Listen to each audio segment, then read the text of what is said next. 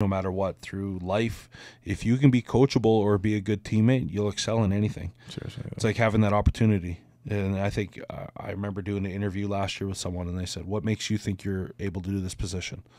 I said, well, I have to make a decision in 11 seconds or less or 20 seconds or less that affect 11 other people's well-being. Yeah. And I said, I have to be right every single time.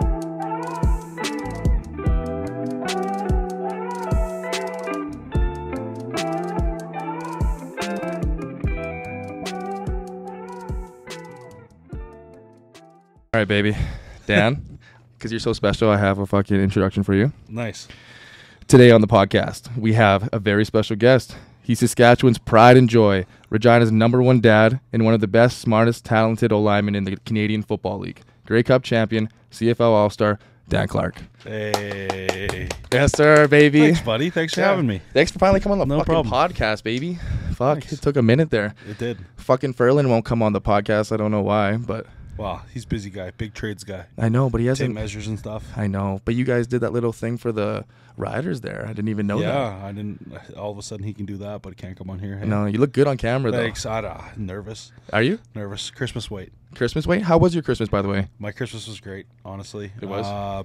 All my family's here. All my wife's family's here. So Yeah. we go from a quiet Christmas on my side to a hectic Christmas on the Casano side, which is 18 of us. Yeah. So it was good. It was good. Really good. So did you have people over at the new house? Yeah. We had Christmas with my family at the house, and then we had my wife's family at our house, and then Boxing Day. And then we actually, my sister-in-law, youngest sister-in-law, she got married on New Year's Eve. So Oh, wow. that was a nice little enjoyment, little wedding. So Yeah. That is nice. And yours? It was nice, man. I just hung out with Sierra's family. We played cards. Nice. You know what I mean? I feel like I'm 25 now and kind of growing up and Yeah. I'm not really just drinking that hard anymore. Maybe Yeah. have that occasional like rum and coke or rum and eggnog and go to bed around 12. Like even this New Year's, man, we stayed up till like 12:01 Yeah. and I crashed. What about you? Did you stay up with the kids? Yeah, well, we were at the wedding, so. Oh, the wedding went Yes, late, so I guess, yeah. We're basically 12:05. Dad was waiting outside of the wedding for us to take us home. So Yeah. So was yeah, good. you're a dad, hey? Yeah. I don't know if many people know that out there because you look pretty young. You know what I mean? Oh no. Yeah, for being No, 34 years old, you look very young. I don't think so. You don't think so? Yeah, I have 2 kids. I have a little rhinoceros that's 4. Cash? That's a replica of me. There's no tattoos. Just Yeah. soft-hearted, kindest little boy you can imagine. And then I've got a stubborn 6-year-old little girl that tests my buttons every day, but I love her to death. She's 6 now. 6. Wow, she looks way older than 6. Yeah, well, both being a plus on the charts for growth and everything like that, they look bigger. She looks like she's 10, man. I know. That's crazy. Even Cash looks like he could be 8. I know. Yeah. Corey the other day said that he looked like he was 8, and Oh my Kendall God. looked like she was 10. I was like, oh no. So are they in any sports at all at that age? Kendall right now is in basketball. She did soccer last year in the, I guess, summer, spring, Yeah. whatever you want to say. And then Cash wants to just really be Cash right now. I don't know if he's interested in Cash. performing in front of anybody, but Yeah, so- whenever he has that opportunity, he wants to do it. Putting kids in sports, like do they pick it or do you pick it? I would say they pick it. They do, I'd hey? rather them go out and enjoy it. Kendall wanted to do t-ball, Okay. hated it. She hated it. She just didn't enjoy it. Didn't enjoy being out there. Put her in soccer, and just the 180. Really? she loved it. Running and chasing the ball and being one of the, like, just teaching her to be aggressive and get the ball. It takes time. Cash, he wants to do it. He says he wants to do it. Yeah. When the time comes, and he just gets all shy and nervous. I So- know. I noticed that when we were training. Remember you bring him Yeah. out? Yeah. But he's getting 4, man. He's getting better though. Yeah. Like, I guess even when you put him in sports now, there's the times that they don't want to perform in anybody. They don't want to go Yeah. and just run around because all eyes are on them. So Did your girl ever get nervous out there? playing yeah, soccer? she does. Yeah. I think we had one over Christmas concert. Yeah. She did the afternoon Christmas concert. Grandparents went there, and she bawled in front of everybody. So then Kayla and I had to talk. Everything's fine. Like, just look over, and Just a little bit of anxiety. Yeah, got her to look at me, and I just And she got out of it? she went in that evening, and I'm like, oh, here we go. You can tell the tears started to well up, and yeah. I looked at her, and she Awesome, took man. 2 breaths, and she finished it out her Christmas concert. And That's sweet, It's kind bro. of, it's one of those ones that Yeah. as a dad, you come up with everything to save your kids, but sometimes you just have to let them, sink or swim. That's got to make you proud, though. Oh yeah, absolutely. Yeah. So 6 years old is kindergarten or grade 1? She's in grade 1. Okay, and Cash has got to be pre-kindergarten? Preschool, which is great. Oh, God. So during the day, they're gone? Well, during the day, so Cash goes to preschool Monday, Wednesday, Friday from 9 till 11. And then okay. Kendall's gone all day at school. Done, yeah. So what do you do? What happens? Who takes care of the kid after that? So my sister-in-law runs a daycare. Oh, that's wow. Just across. Was it? What's it called? Let's plug it out.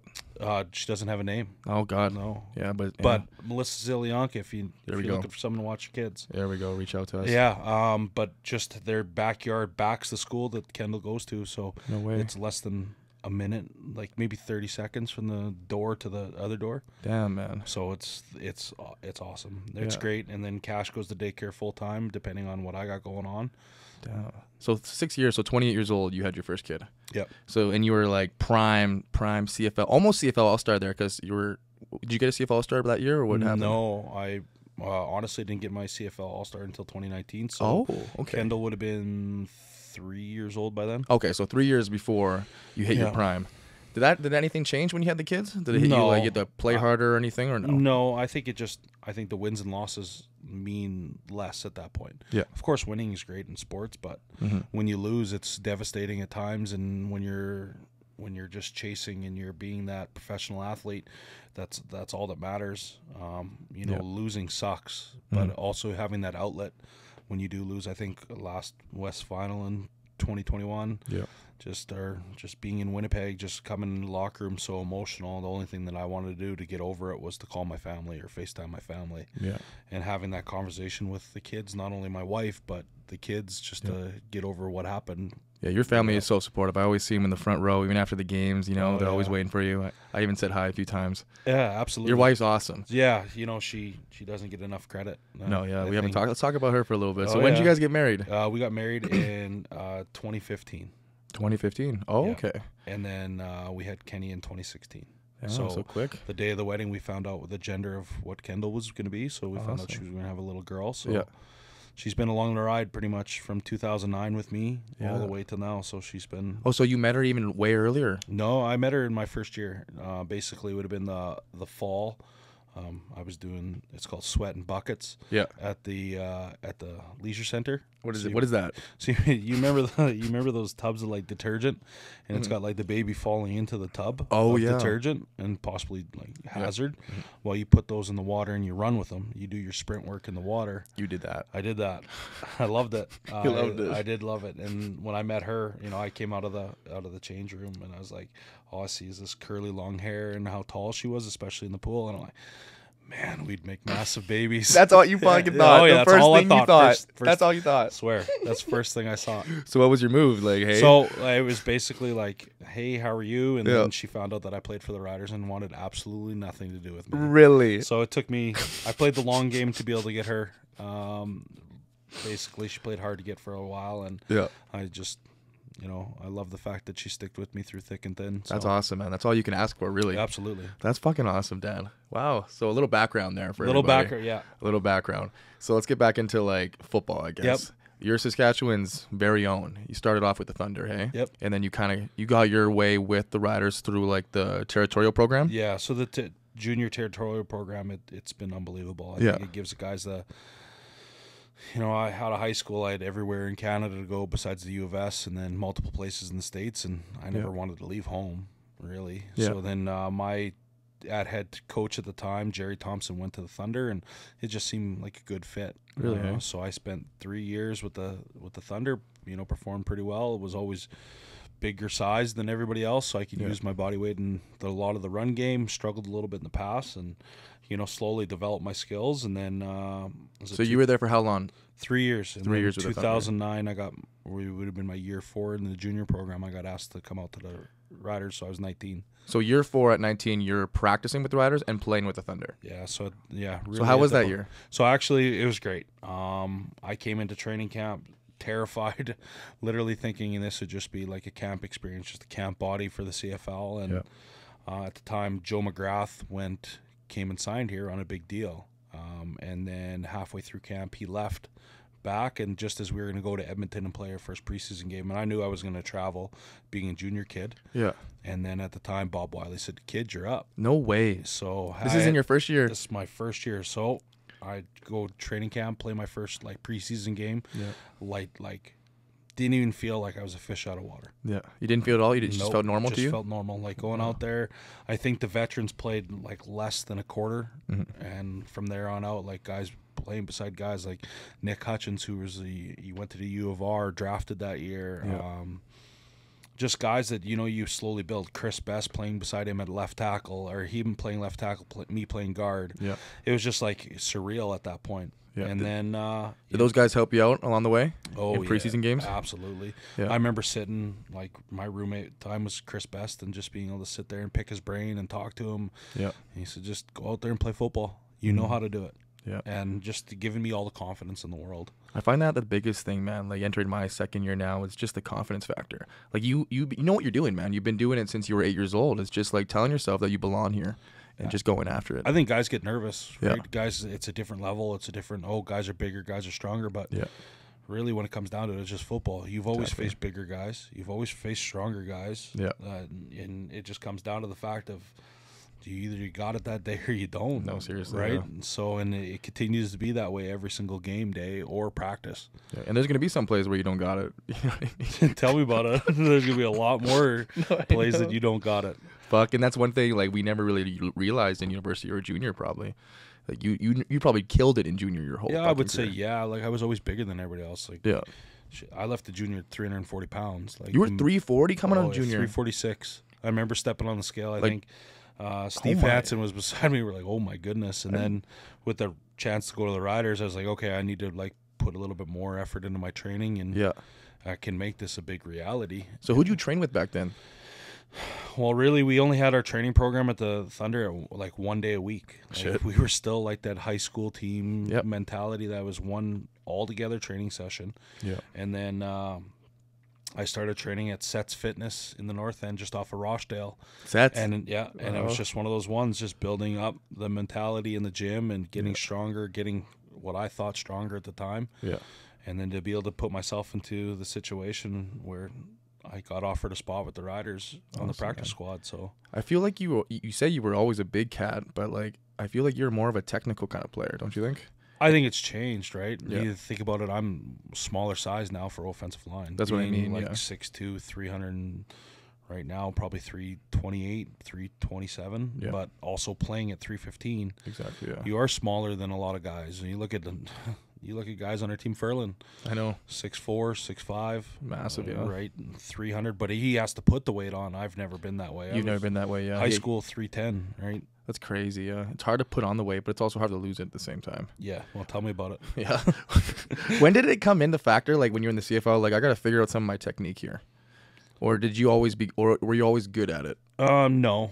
I think it's just become. I think a lot of it's changed over the years with offensive line play. Yeah. As D linemen have become bigger, stronger, faster, and of course freak athletes, Mm-hmm. you need to start learning how to like one arm chop, double hand chop, Yeah. snatch, which D linemen hate. But Yeah. at that point, D linemen like to push pull, so it's the same kind of technique as D linemen using against us. As your Exactly, guys' move progress and D linemen's change all the time, we have to come up with ways to beat that. You think like long arm. Yeah. If it's D lineman's inside arm on you, what can you do? Inside arm chop. You never want to open up the shoulders and drop that outside hand. But Never do, yeah. so And you're big into working with unisons. You know, you hate one-on-ones. You know, you hate going against, like, you're not a one-on-one guy because in a game you're more of like, we're working together. Yeah. You're always saying that. everything. So you always use that in your game. How do you use that? Like, how do you do that?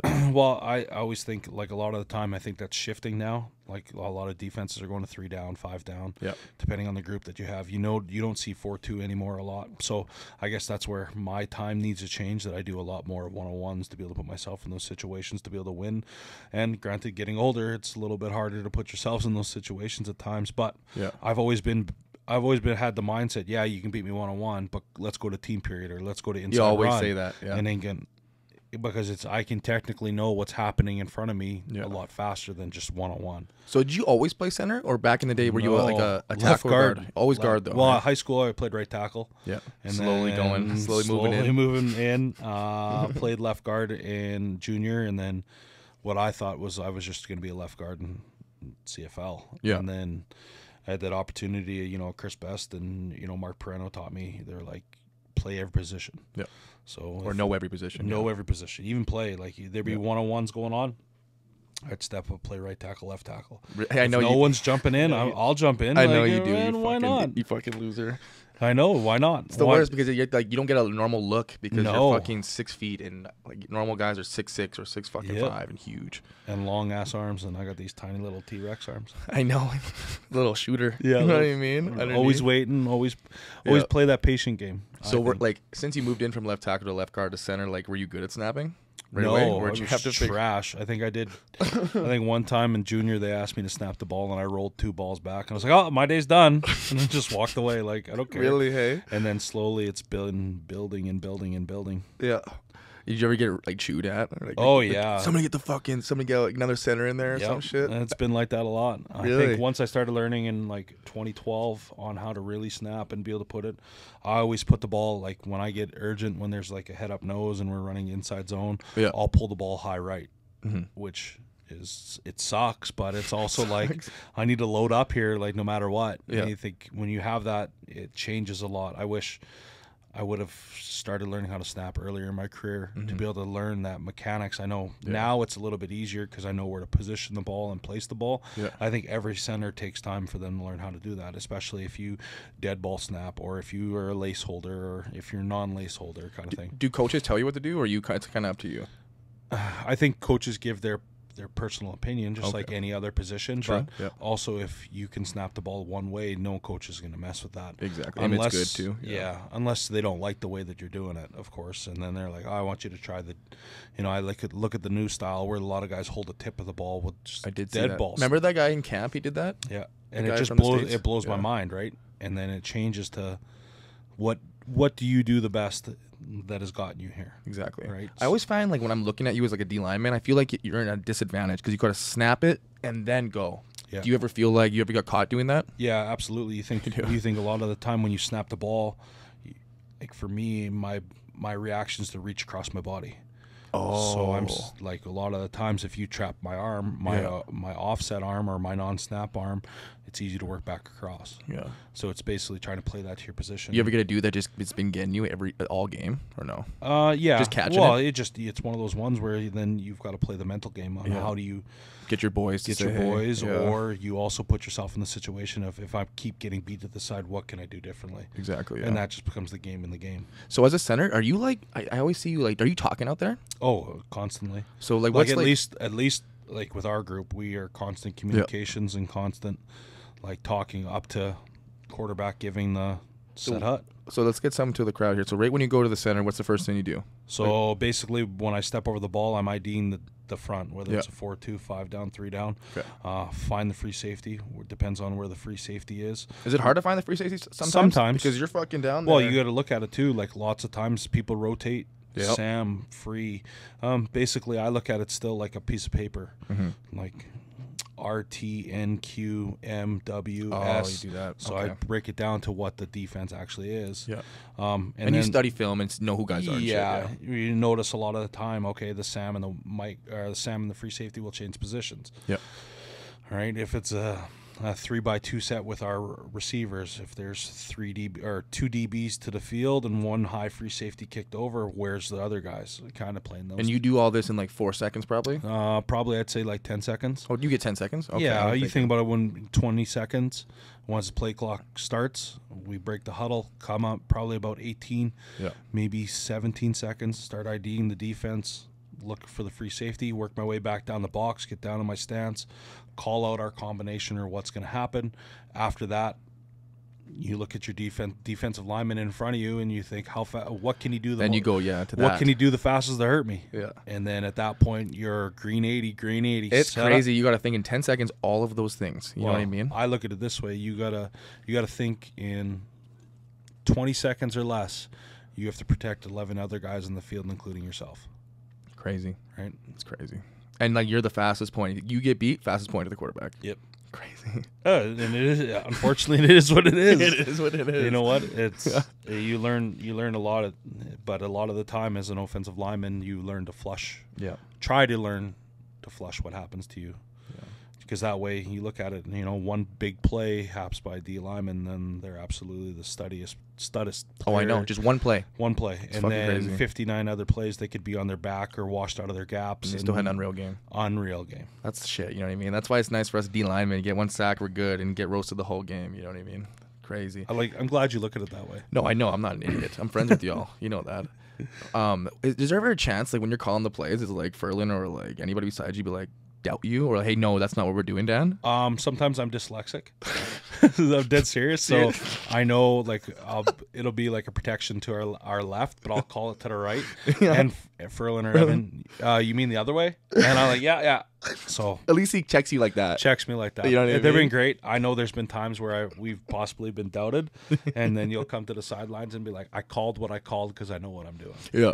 And it just happens. It's when everybody's studying the game and not all learning it from one position, it kind of takes its different toll on it. But that's awesome, I would say all in general, everybody does a great job listening. And as a center, you're the alpha, and you got to make the call. Right? Yeah, so that's lit, man. I was like one more question for you with the center thing.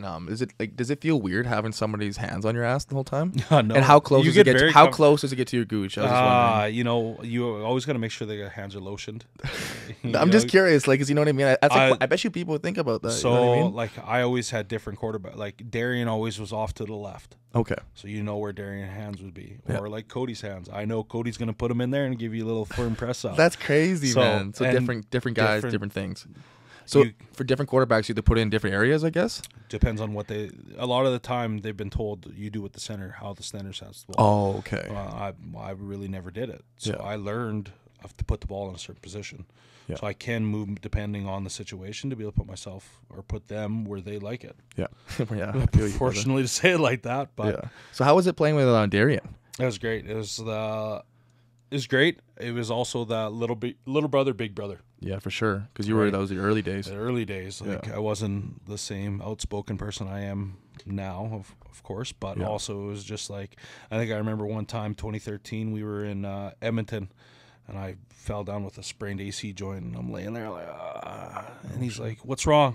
I was like, "Oh, I hurt my shoulder." He's like, "Get up." No way. It's like one of those. It's those tough love. And you got up? Well, the trainers came out, and they're like, "What's wrong?" I was like, "Nothing." Darian needs me. Yeah, well, it's one of those ones playing six, and having that first opportunity that really teaches you, like, you're not going to get your shot very often, and this is the shot you need. Seriously, bro. No matter what's going on, you play through that shit. Yeah. That's crazy, man. And how was it winning the Grey Cup with him? Like, how was that year? How was that whole year? It was a whirlwind. Like, I think a lot of people forget, as talented as we were, we went through a spell. I think it was 4 games when Sheets got hurt that we just couldn't. It's just felt like our wheels were spinning. Yeah. And then BC, we got Sheets back, and of course, we had a talented group across the board. Yeah. But also having that spark back and getting our running game back going, it was unbelievable. Yeah. The group of guys that we had, like from the Canadian depth all the way to the American depth, we're all together, and that's something that was huge. And you look at going all the way. I've never gone into a game more confident in my life than that game. Wow. I've been in situations where it's like, man, we ain't gonna lose this game, and then unfortunately we lose. But it's when you stepped on that field, you're like, there's no way. Like, this is not going to happen. You ain't going to lose this game at home. You think about it. How was that after when you won? Oh, it was a whirlwind. Yeah. Like, really, I've never won a championship in my own city. I've never won a championship period in football at that point. And to be able to win a championship, I remember turning to Ben Heenan. I was like, man, we did it. We won a Grey Cup. Like, there's 5 minutes left in the fourth quarter, and you're like, wow. What the fuck? Yeah, what the fuck is going on? Was the crowd just going crazy? Oh, it was so loud in there, like probably the loudest stadium I've ever been in. Yeah. And it was just, the atmosphere after was just like surreal, like stands full of people as you were celebrating, hoisting the Grey Cup over your head. No one left. No one left. No one. No one. And then all the party went to Dooney and then Albert. And did you go to sleep that night? Yeah, we went home. We went home, enjoyed it. But I think at that point, being out in every small town, like, you see the Grey Cup, at the Raptors game or stuff like that. But how many calls did you get, and how many texts did you get? You were packed, like constant people congratulating you. I think the coolest part is when you're, especially local, is when you have that opportunity to have the cup for the day. That's what I mean, man. And be able to take it to places. So what'd you do with it then? I took it. I took it home, of course. Took it to my in-laws' house. And Yeah. just got to let everybody soak it in and enjoy it. I took it to my work at the time. I worked at Anlin Steel and fabricating. Sweet. They must have loved that shit. Oh, it was so cool. Yeah. I took it to the children's ward at the General Hospital. Oh, that's awesome. So just small little things like that. You'll never. I don't know. You always chase it, but things So you've that been you chasing taking since? advantage of. Oh yeah, absolutely. I've won it as a 6-man. Now I want to win it as a starter. Yeah. Did you catch that touchdown that year? Yeah, I caught one touchdown that year. How did that feel? Oh, surreal. But I think Were you scared shitless? You must have been like when the play, like, let's say, like, guys, was it Kevin who threw it to you? No, it's Darren. Oh, I mean, yeah, sorry, my bad. I said Kevin Durant. I'm thinking Yeah. Kevin Durant. It's a Darian Durant. I'm fucking out of it. Throw the basketballs to me. Jesus. When Head Darian ass. threw it to you, when you recalled the play, were you shitting yourself? I think we ran it in practice a couple times, and like I had no Not expecting to issue. run it? I did. There's there's no way Cortez is going to run this. There's absolutely no way. And then I wore 77, so I never had to report. Do you remember the play call? I don't remember the play Oh, call, okay. but I remember my responsibility. My responsibility was down block the D tackle or D end in that gap. Yep. And then once I felt like he's worked his way a little bit up the field, it was release. And then all of a sudden I'm standing on the I Love Regina sign, and Darian throws me like a bullet like right to my chest. And I'm like, oh, this is perfect. In your celebration, what was it again? Oh, threw my arms up. I think Scott McHenry took a minus on the play. Our fullback at the time took a minus on the play because he knew I was going to catch it. And he ran just straight towards me. Everybody came to celebrate. He's in my arms. I'm holding him as I'm high-fiving everybody. It was like every big man's dream. I can see that, man. That's lit. Did you guys win that game?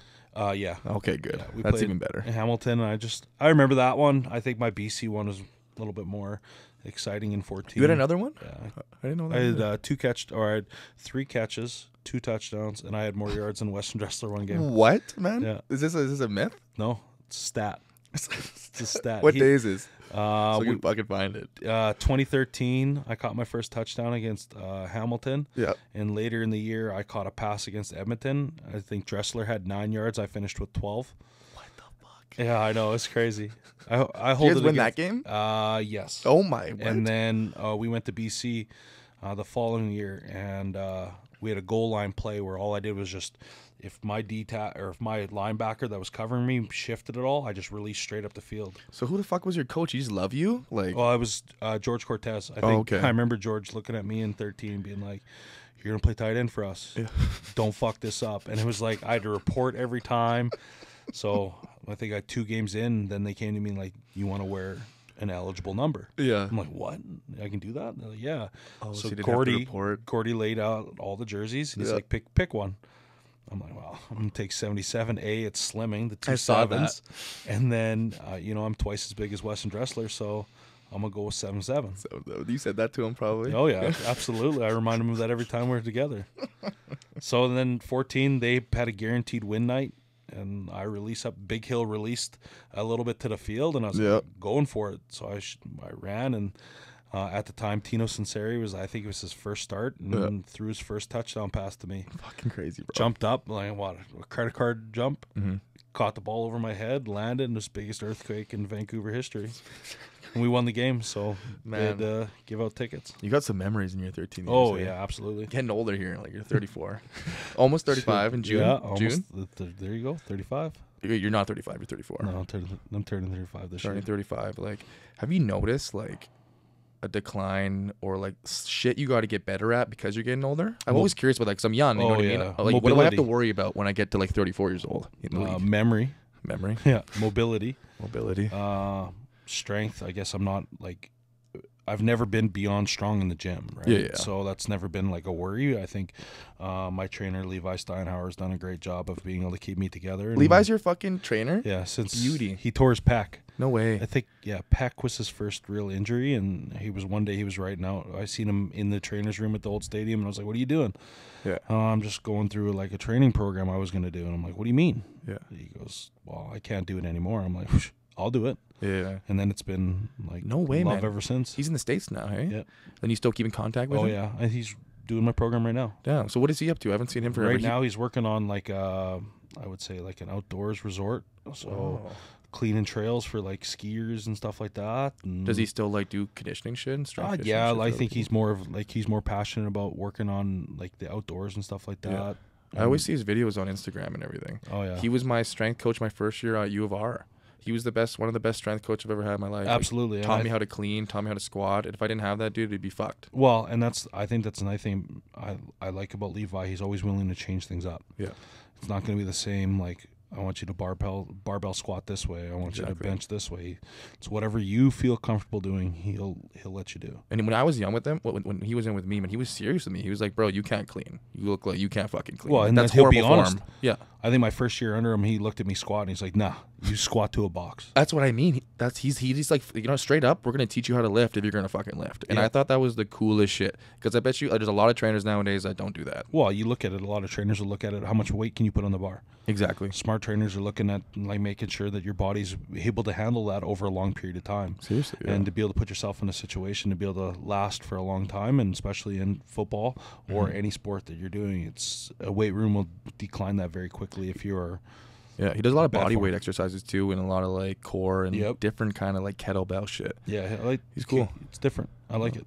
Yeah. Okay, so back to your shit. So how do you fucking maintain your old age, my guy? I think just having that, I walk into Mosaic Stadium every single day of knowing that I can be cut at any moment because there's someone bigger, stronger, faster, and of course smarter coming chasing for my position. Has that not been your mindset since you got to the league though? Always. Yeah. And That's even me, man, at 25. I feel like. think having that mindset and not having a change and that comfortability that you get, that'll help you stick in the league for a long time. Never be comfortable. That time that you think, oh, I'm going to relax here as a play's happening. Well, if I sprint 20 yards downfield, maybe not touch anybody, but I still show that work ethic. Or someone's going to see it.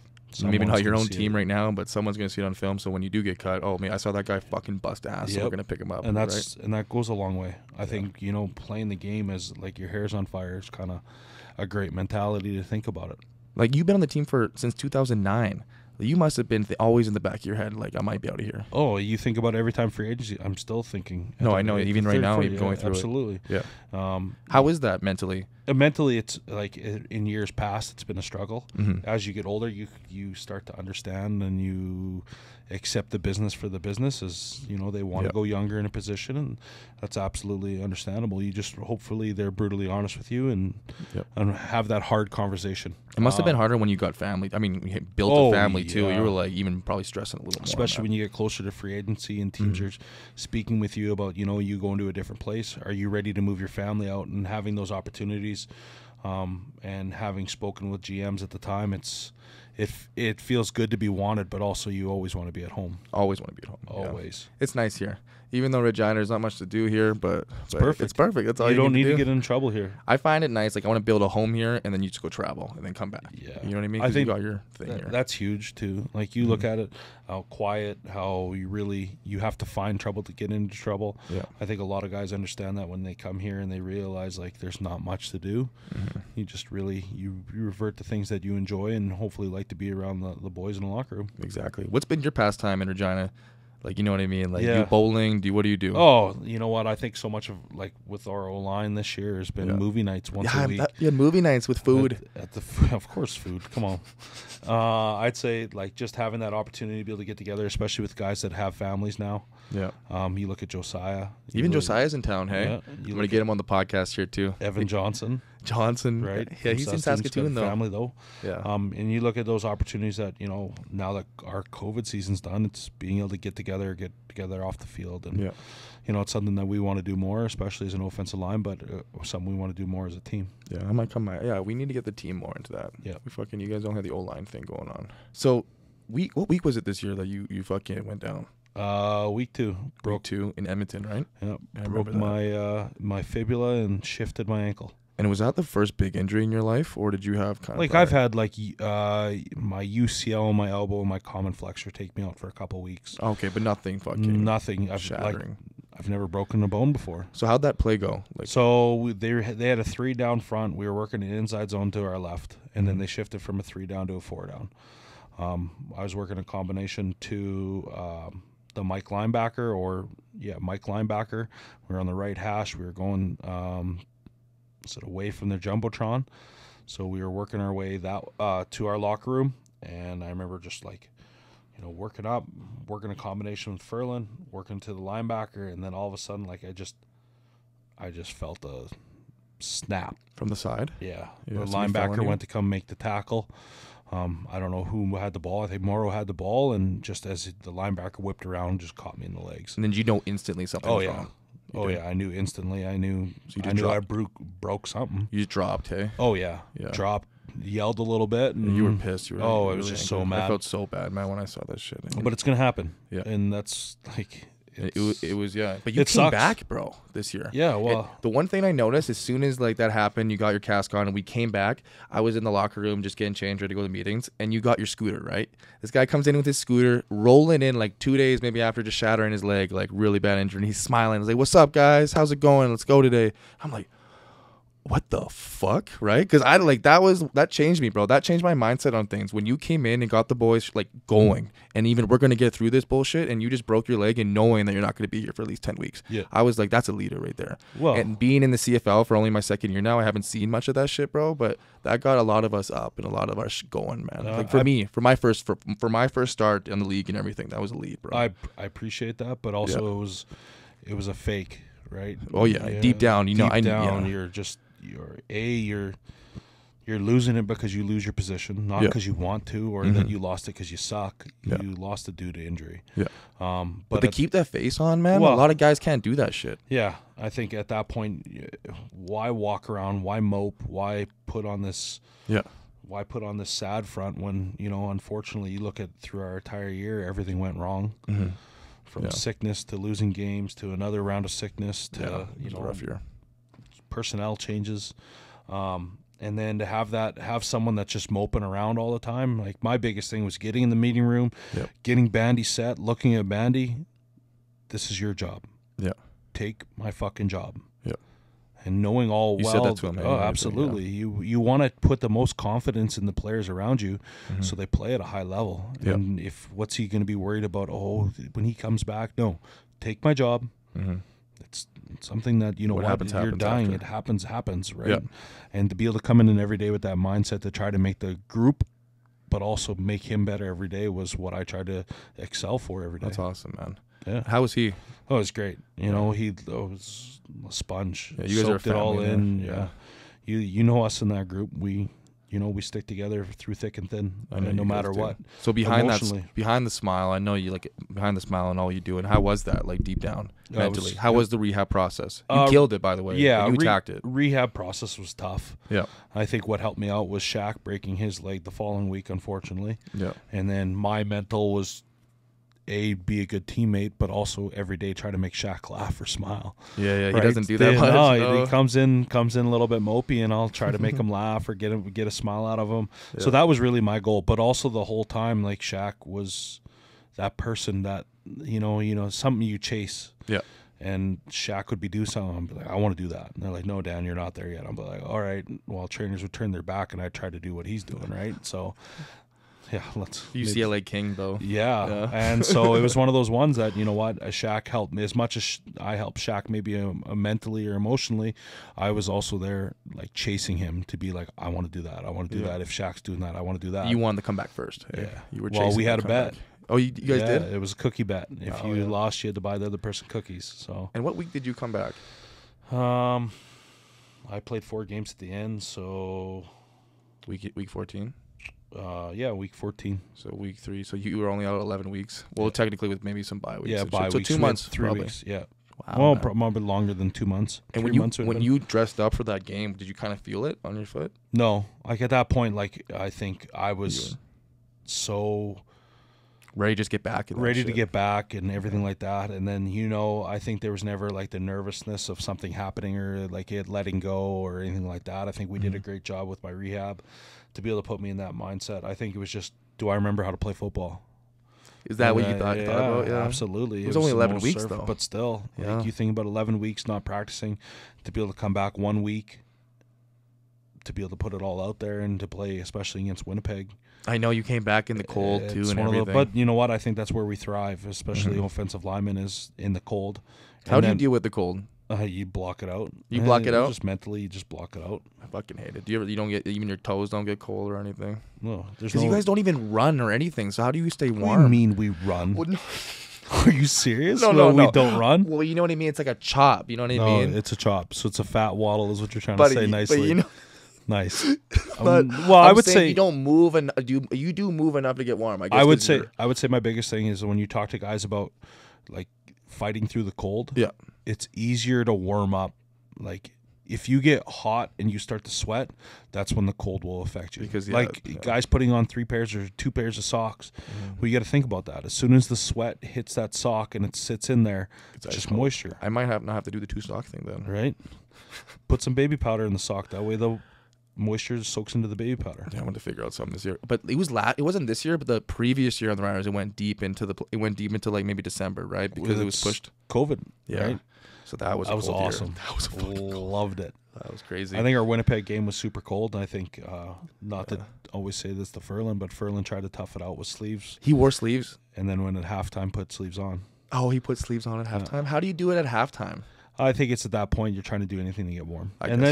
You know what? I think it's getting rid of that tough mentality. Mm-hmm. It's about being comfortable and being able to put yourself in a situation. I think for me, I'm so comfortable and used to being in the cold, especially living here, that you just kind of transform it into like being in the football and just a mentality. Yeah, I feel that. Yeah. So after I know CFL season's only like 6 months. Do you work or what do you do in the off seasons? So I've been very fortunate this year. The Roughrider Foundation came to me and asked if I would take the scheduling role on for our Win with Wellness, which is a mental health program, and then our Rider Reading program. So getting our ambassadors through Win with Wellness, and then a lot of our players out in the community and just go to schools and read books and talk about how reading's good for the students. Not only that, but like for us, of course, you got to be able to understand terminology for playbook and how it affects our lives. And then our mental wellness program is just biggest thing that from being an ambassador of it is just being brutally honest with kids, talking about the struggles that we have. I think a lot of the time people forget that, it's amazing playing in front of 33,000 people at a stadium and then millions upon millions of people in TSN. But also they forget on the daily life that the business holds us. I know. Not only 6 months, but for a whole year. You look guys go into free agency. Like every day you're looking behind you. Are you playing this week or not? Sometimes. Yeah, you know what I mean. And that's how a lot of guys, like you think about it, have that ability to reach minds of children, especially in Sask, where the Rough Riders are beloved. But also when athletes are open and honest with kids, it just reassures that the teachers are teaching them the right way. Exactly. How many times teachers come up to me and say, we tell our kids the exact same thing. But they listen to you because you're doing cool shit. Absolutely. You think about it, right? They don't want to listen. But also, you know what I've found over the years, if you can relate to kids, it's about making a change, but it's also a change if the kids want to make. Yeah. You're always about giving back, man. Even before this job last year, you were at Rancho, weren't you? Yeah. And how was that? I loved it. You did? I loved to be able to be around those, like the kids there. Yeah. I think a lot of people, of course, you look at the traumas and struggles in their life as a negative, but also the kids are the most strongest people. They go through so many ups and downs, and they're so resilient. And a lot of people don't look at it that way. Yeah. To be able to be around, youth, especially that are struggling, it's one of those ones that's so rewarding when you're accepted. Yep. I feel that, man. And so, was it always a different job every year, or how'd that go? I've kind of been I've hit and miss. I've gone to Princess Auto, worked at Princess Auto for a year. I worked at Warner Industries as a service advisor for a long time, and they helped me transition. You look at, was welding for 2 years with Anlin Weldment and Fabricating. See, hearing this, like the fans hearing this, we're not just football players. No, man. You do everything. Well, it's one of those ones that you're looking for something to do. Yeah.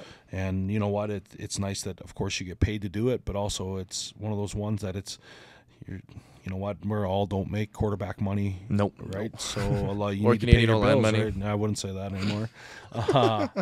Jerk. Evan Johnson money. I'm sorry. Yeah, that's better. Evan Johnson money. And then you look at it, especially when you have opportunities to work for with our foundation or as ambassadors. I worked with the Red Cross for 8 years with the Imagine No Bullying program. You did that too? Absolutely. Oh, wow. How was that? It was great. Yeah. I think 1 year I put 10,000 kilometers on it. And spoke to thousands of kids. I think the most students I spoke to was 15,000 at We Day. Yeah. So I've been able to journey all the way across and to be able to be an ambassador, but also to work on my speaking skills. I was just going to get into that, like your speaking skills, like your first ever like talking in front of people. How did that go? Trash. Yeah. I remember like a slideshow. We did this community youth challenge, and it was about tobacco use. And I just read every slide, was done in 20 minutes, and like literally, any questions? No? Okay, bye. And then now I talk for Deep an hour. and detailed, yeah. So what changed then? Comfortable. You just got more comfortable? Comfortable. It's the same thing as like getting comfortable with the playbook. I feel you. Once you get comfortable with your position, you kind of branch out. Okay, well, maybe the linebacker needs to know that I'm doing this as a D end, so they can adjust on this play. Yep. Now I go to formations as an offensive lineman. Oh, well, why does the formation help? Repetition. Well, if you notice a rotation by the safety or the SAM, yep, it puts you in a good position to be able to understand what's going on. That's awesome, man. Yeah, I remember my first assembly. I did not know what to talk about.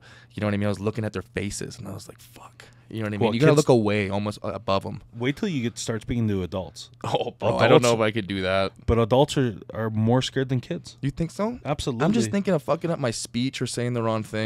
You got to remember, you own that. Yeah. When you are up at a podium and you have to do, like, you're a guest speaker and you don't know what to talk about and you're talking about sports and blah, blah, blah, blah. Yeah. And you mess up, pause, own your mess up in your head, and then just continue on or slow down. Nobody's going to remember that, yeah. It's the biggest thing, like, especially when you become a public speaker, is just getting that comfortable.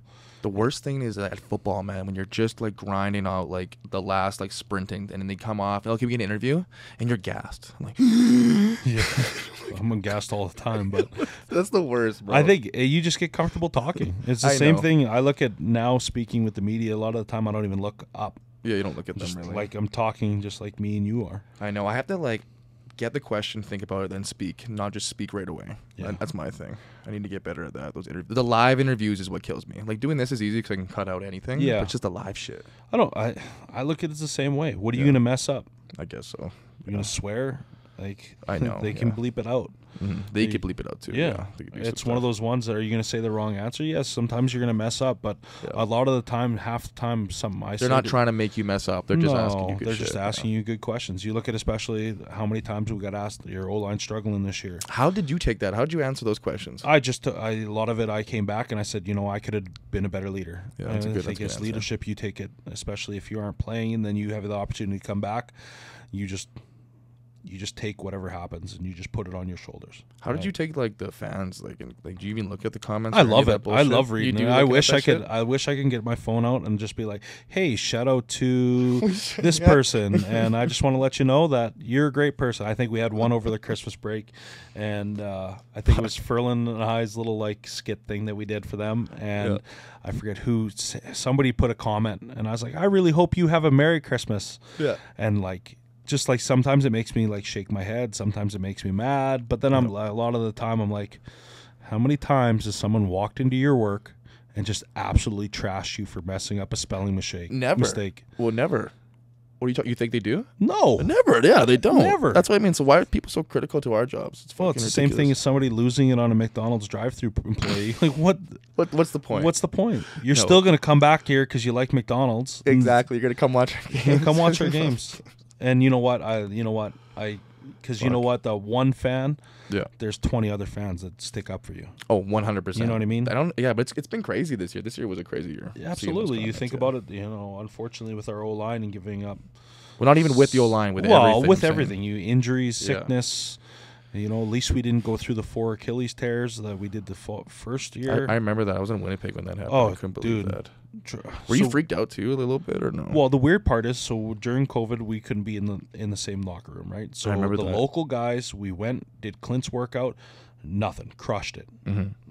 Came back in, we're getting changed, and all of a sudden Trevor takes off.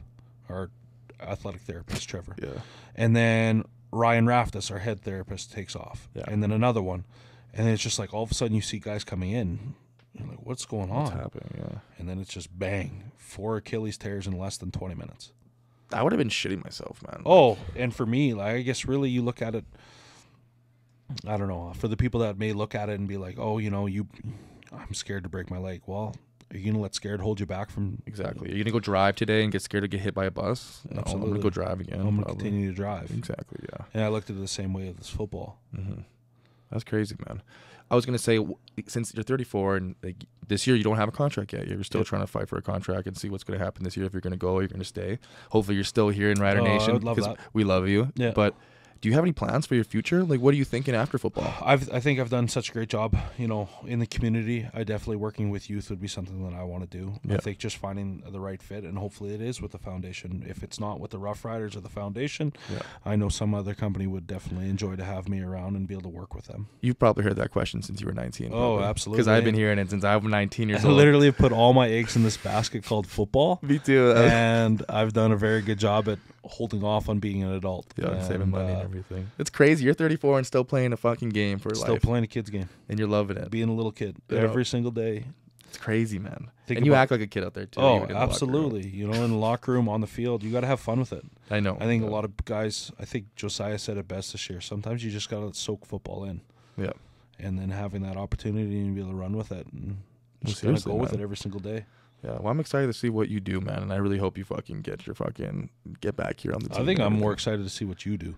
No, man. Especially this year. Yeah, you were the best this year. Last year we trained all last year with at McKenna Henry's place. What's that called again? Front Seven. Front Seven. Shout out Front Seven. That was a really nice place, but we were grinding there, man. Absolutely. And you taught me a bunch of shit, bro. It's not just. I think you can teach guys on how to play the position, but also if you teach guys how to navigate the business, and just let them know they're not alone in the struggles that they feel like they're dealing with mentally. It goes a long way. Yeah, you're always there for each other day in, day out in a locker room. Why can't you be in the off season? Are you gonna miss that brotherhood when you get out of it? I think absolutely. What are you gonna do to get that shit back? You won't. There's nothing. You're gonna find something, man. Like you can get rec league or anything, or maybe play poker nights. I want to play rugby. I love to play rugby. I played in high school. I miss it so much. Can you play men's rugby in Regina? Yeah. Oh, you can? Absolutely. I think the grads, rogues, all different kinds of teams that at least were around when I was in high school are still around. You going to start coaching your kids' teams or what? Yeah. You know what? I said that it would be a struggle for me to coach, but I think once Kendall and Cash, or if Cash decides to play football or whatever he decides to do. Why would it be a struggle? I don't know, because I always feel like I want to take like a group of kids and make them into a lineman, where that one kid that struggles and can't figure out, I'd rather put the time into that one kid. Oh, and then forget about the rest? Yeah. Yeah, I feel that. So that's why I don't know if group coaching is where it's at for me yet. Maybe just individual coaching or something, yeah. Where it takes time. But also you look at now, if you do start a training program, you never want to take, I guess it's a little bit different for D linemen, unfortunately, is like, yeah, there's different things. There's different, schemes or gap schemes that they protect. Are they, anyways, for offensive line, the terminology that they use from the beginning of grade 9 to grade 12 is hopefully the same with the same O-line coach. Yeah. Do I bring them into a facility and teach them terminology or teach them? Yeah. How do I do that and allow them to succeed when they go, oh, Dan Clark said this, or Logan Ferlin or Evan Johnson said this. But their coach wants them to do this. Absolutely. That's where my struggle is. If you do decide to build an O-line, anything, do you risk... Because they would listen to the professionals, but then there's a lot of times coaches out there aren't professional coaches. They maybe never play the sport either, right? Yeah. And 99% of the time, that's who they are, who coaches are. Yeah, absolutely. So it'd be hard to go back from a professional to that. Well, and then also, do you take what they're being taught at high school, and how do you throw that away? I know. And then the coach goes, well, this kid's uncoachable. Mm-hmm. Then you risk that reputation starting to build that you know what, he's an uncoachable kid. And the biggest thing about getting to the pros is being coachable. Yep. And that's one thing I noticed, man. Like, fuck being whatever I was before. If it doesn't work at this level, I need to figure something out. Well, and that's that one thing that I think no matter what through life, if you can be coachable or be a good teammate, you'll excel in anything. Seriously, it's like having that opportunity. And I think I remember doing an interview last year with someone, and they said, what makes you think you're able to do this position? I said, well, I have to make a decision in 11 seconds or less or 20 seconds or less that affect 11 other people's well-being. Yeah. And I said, I have to be right every single time. Could you be in the Army? Could I? I don't know. There's a lot of responsibility, and shout out those people. I know. Shout out to our Armies, but I don't know if I could do that shit. I don't know. Yeah. It's one of those ones that you think you could protect each other, but I think it's built into you too. And having that mindset for each other. Yeah. I always think when I go out there sometimes and I'm scared, or I'm like something like I second doubt myself on kickoff, I got to run through the fucking wedge, man. Yep. Right. And that shit's hard sometimes mentally. And I'm like, I think about a UFC fighter or like a military officer out there. You know what I mean? UFC fighters go in front of the world and get knocked out. You know what I mean? There's a 50-50 chance you're getting knocked out cold in a Absolutely. mean. And in fucking military, you're getting shot. So I'm like, fuck it. I can run through this wedge. If the worst case scenario, I get knocked out maybe. Yeah. So it's crazy how those guys can do their lives. I don't know if I could do that shit. Yeah. People pay for coming to watch us. You know what I mean? In the military, don't get paid shit. Well, and that's one thing that, you know what, the military does a great job protecting our freedom. Yeah. And I think, you know, put in that situation, you know, granted, I really never hope it happens, but you have to be prepared for anything. And at that point, if there ever was a war, are you willing to protect your family to be able to, in that situation? I feel like if a war was going to happen, it would be all nuclear now. Yeah. You would think it would be so technology too. Yeah. You shut the internet off and people freak out. Bro, we'd be fucked. You imagine if you can't get to your currency or your money or no power or anything, no grid, That's what no I mean. gas. What would matter? Walking? Communicating with people again? What would you do? First thing if that went down, everything went down. Oh, man. You don't even know. I would say our house is not prepped for that. I think Not yet. Not the we got enough Coke Zero in that house to last a lifetime, but I don't know. There's no water. There's no nothing. I think at that point, you just try to survive. I'd hit up fucking Costco. Yeah? I'd go braid that shit. You and a gabillion other people. I know, right? But you'd Costco's have to go first. crazy it is. Imagine if everything went down. Yeah. You'd do some guns. Yeah. I don't know, man. I'd come to your house. You'd come over. We'd figure something out. We'd figure it out. Call Ferlin. He'd be able to build us He'd be able to build other. something. He'd come over. He'd probably still fucking bail on us. Yeah, he probably would. But yeah, it's you look at it a lot of the time. A lot of guys say you're putting your life on the line, especially what just happened in the NFL. Yeah, and it's man, that was fucked up. He even got up and everything. It's a game, but also it's one of those ones like you are putting your life on the line. That hit that may not look like anything, but in the middle of the rhythmic beat. Yeah, and now it's. Is he? They don't know what's going on. Yeah, he's starting to move around and starting to be able to touch and everything like that. Just starting to get his lungs back together and be able to breathe on his own is, I think, what they're working on. That's crazy, but man. It can happen to anyone. You look at how the collisions. Yeah. I think his athletes get bigger, stronger, and you don't think about that when you're out there, no. though. And even when that happened, I told my girlfriend, I was like, "That's not going to change me doing anything out there," which is crazy. Well, you look at CTE. I know when that came out too. I was like, "What's that?" Yeah. I don't care. I love this game. I know. You're no, like, but what's honestly, that? I'm like, "What's that?" Well, and that's I haven't even watched the show too. No. You know the Will Smith show? We haven't watched it. I heard it's really. If you're a center, I would fucking never watch it. No, I think about it like that's my biggest thing. Yeah, the thickest skull, as the doctor said to me. I hope you have the thickest skull, Dad. Hey guys, we're gonna do a little new segment in here. We're gonna read some comments off the Saskatchewan Riders Instagram page. Because they're the best comments in the world, and we have the best fans in the world, baby. Shout out JERICHORULES 4. My God, maybe learn how to be an O lineman before the spew this crap. Do you honestly think this will sell tickets? Hope you have happy holidays. Same person. Worst O line in our generation. You think this will get the fans on board? Thank you for your support and comment.